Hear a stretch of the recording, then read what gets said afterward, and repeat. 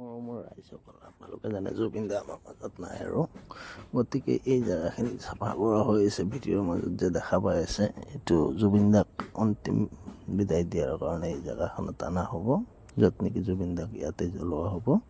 এতিয়া আপোনালোকে যদি ইয়ালৈ আহিব বিচাৰে গতিকে আহিব পাৰিব।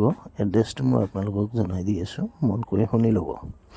এই এড্ৰেছখিনি হ'ল পাথৰকুছি, গুৱাহাটীৰ ফালৰ পৰা অহা মানুহবোৰ যোৰাবাট পাৰ হৈ আহিব লাগিব। আহিলে দিচাং ধাবাৰ ওচৰত, তাৰপৰা 100 মিটাৰমান দূৰ হ'ব। আৰু নগাঁও, যোৰহাট সেইচাৰৰ পৰা মানুহ অহাবোৰ আহিব লাগিব আপোনালোকে সোণাপুৰ টোল গেট পাৰ হৈ 3 কিলোমিটাৰমান আহিলে দেখা পাব এই জেগাখিনি। গতিকে যোন আমাৰ জুবিন দাক, অতি মৰমৰ জুবিন দাক বিদায় সময়ত চাবলৈ আহিব, বিদায় দিবলৈ আহিব, তেওঁলোকে আহিব পাৰে। বিশেষকৈ এই ভিডিঅ'টো শ্বেয়াৰ কৰি দিব, যোন নাজানে তেওঁলোকে জানিব কোন জেগাত আহিব লাগে। আৰু জুবিন দাৰ প্ৰতি মৰম থাকিলে শ্বেয়াৰ কৰি লাইক কৰি দিব, ক'ব নালাগে কাকো।